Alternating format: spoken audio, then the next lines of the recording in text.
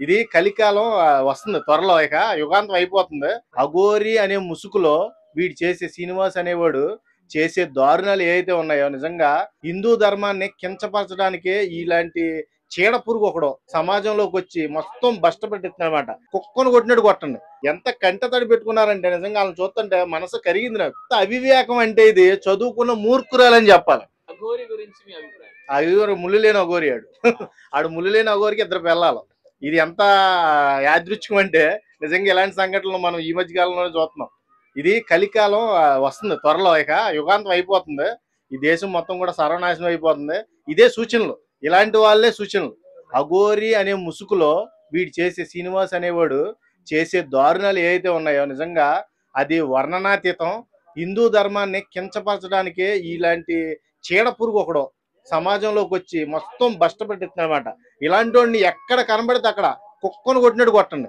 నిజంగా చెప్తున్నా, ఇట్లాంటి వాడిని తవరకపోతే ఇప్పటికి సపోర్ట్ చేస్తున్నానంటే ఆ అమాయకులు ఎవరో నాకు ఇప్పటికి తెలియట్లేదు. వీళ్ళకి లక్షల లక్షల డబ్బులు ఇచ్చి పెట్రోల్ కొట్టించి వీళ్ళకి భోజనాలు పెట్టించి వీళ్ళతో పూజలు చేయించుకుంటున్నారంట. కాదు, ఒక తల్లి తండ్రి పాపం ఆ వర్షిణి విషయంలో ఎంత కంటతడి పెట్టుకున్నారంటే నిజంగా వాళ్ళని చూస్తుంటే మనసు కరిగింది నాకు. నిజంగా చాలా రోజులు చేద్దాం అనుకున్నా, నాకు కుదరలేదు.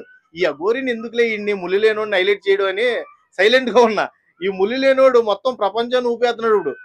ఈ విషయం మనం ఎక్కడో ఉన్న ఆటగాడికి కూడా తెలిసిపోయింది. ఆటగాడు తెలుసు కదా, మన అన్వేషణ ఆటగాడికి కూడా తెలిసిపోయింది. ఈ ఆటగాడు ఆల్రెడీ బెట్టింగ్ యాప్స్ గురించి ఆల్రెడీ ఈ ముళ్ళు లేనోడు కూడా బెట్టింగ్ యాప్స్ గురించి చాలా చండాలం చేశాడంట. ఆ బెట్టింగ్ యాప్స్ కూడా ప్రమోట్ చేశాడంట. వీడి దగ్గర ఒక 10 కోట్లు ఉందంటున్నారు మా ఆటగాడు. వీడేదో సర్వే చేసినట్టే చెప్తాడు లెక్కలో. మరి ఎంతవరకు నిజం, కానీ వర్షిని వెళ్ళిందంటే నిజంగా డబ్బు చూసే వెళ్ళింది, లేకపోతే లెస్బిన్ అయి ఉండాలి. అర్థమైంది? లెస్బిన్ అంటే తెలుసు కదా. ఈ 2 కేటగిరీలు చెందింది అయితేనే వాడిని ఎంచుకొని వాడిని పెళ్లి చేసుకుంది.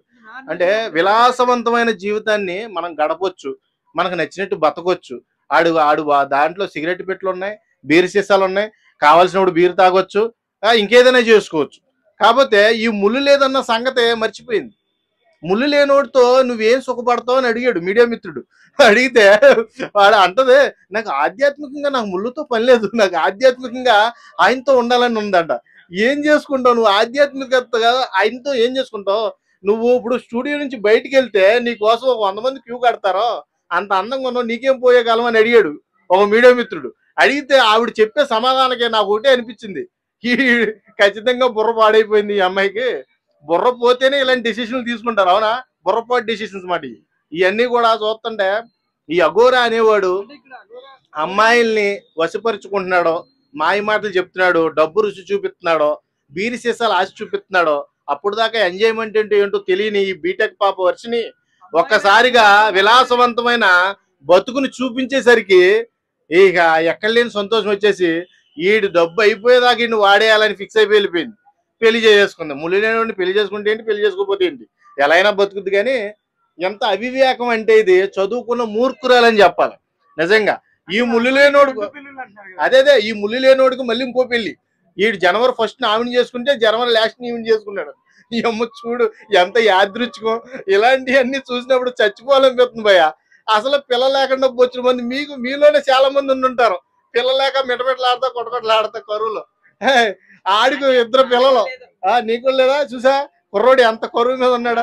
అలాంటి కుర్రోడికి చెందవలసిన పాప ముళ్ళు లేనోడికి ఆడి దగ్గరికి వెళ్ళి, ఆడు నిజంగా ఆధ్యాత్మిక గురువే కాదు. ఫస్ట్ ఆఫ్ ఆల్ వాడు నిజమైన అఘోరి అయితే అందరూ కూడా యాక్సెప్ట్ చేసేవాళ్ళే.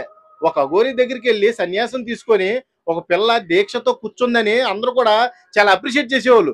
ఇప్పుడు వీడు ఫస్ట్ లో ఏం చెప్పాడు, మీకు కామవాంఛ కోరికలు ఏమన్నా వస్తాయండి అని మీడియా వాళ్ళు అడిగినప్పుడు, మేము 15 సంవత్సరాలు దీక్ష చేసేసి ఆ కామవాంఛలు ఏమి కూడా మా దగ్గర రాకుండా దిగ్బంధనం చేసేసి అప్పుడు అఘోరా మాల తీసుకుంటాం అన్నాడు. మరి ఆ దిగ్బంధనం ఏమైపోయింది? ముడిప్పేసావు ఇప్పుడు.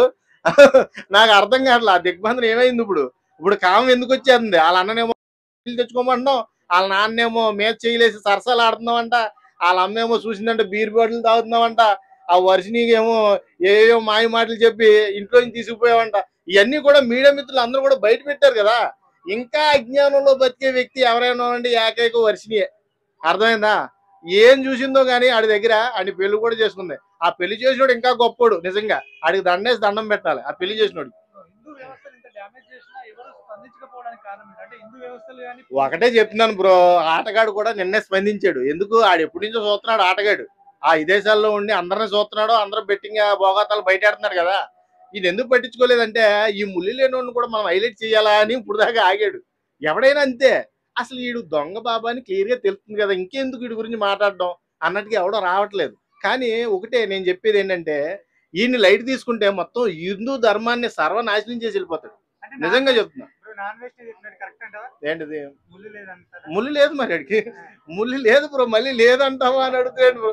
నేను ఇప్పుడు దాకా చెప్పేది అదే.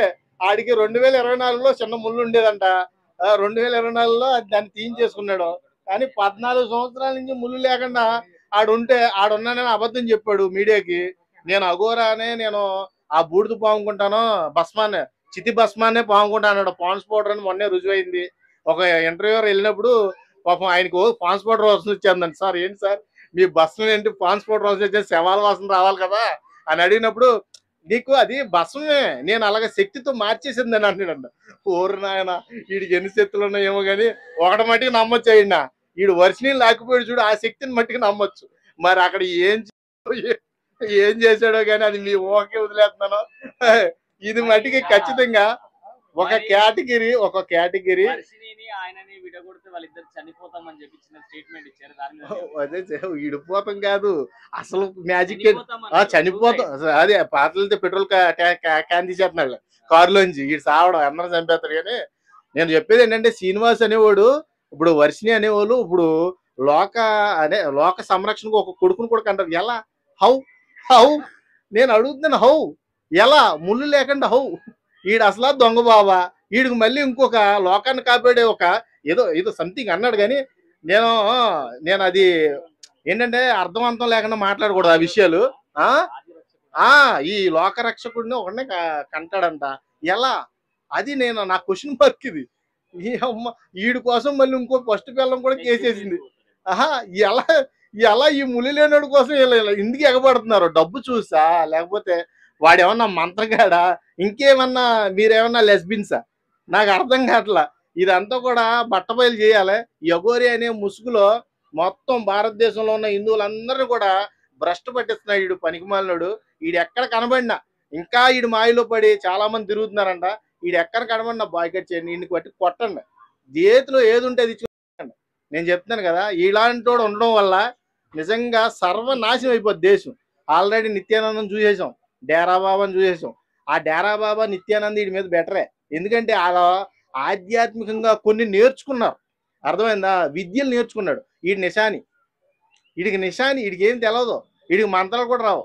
నిజం చెప్తున్నా, జుట్టు కూడా మొన్న హైదరాబాద్ వచ్చినప్పుడు కూతంత ఉంది, ఇప్పుడు ఎంతవరకు పెరిగిపోయిందంట. వీడేమన్నా మన కిక్కి పిక్కి ట్రైబ్స్ ఆయిల్ ఏమన్నా వాడాడేమో ఈ మధ్యకాలంలో. మరి దారుణం బ్రో, అంత దారుణంగా పెరిగిపోద్ది. అప్పుడే హిక్కి పిక్కి ట్రైబ్స్ కూడా వాళ్ళు కూడా జుట్టు ఉడకండి ఏదో ఆయిల్ కొంచెం సేల్ చేస్తున్నారు. ఆల్పరువు కూడా తీసేటట్టు ఉన్నాడు వీడు.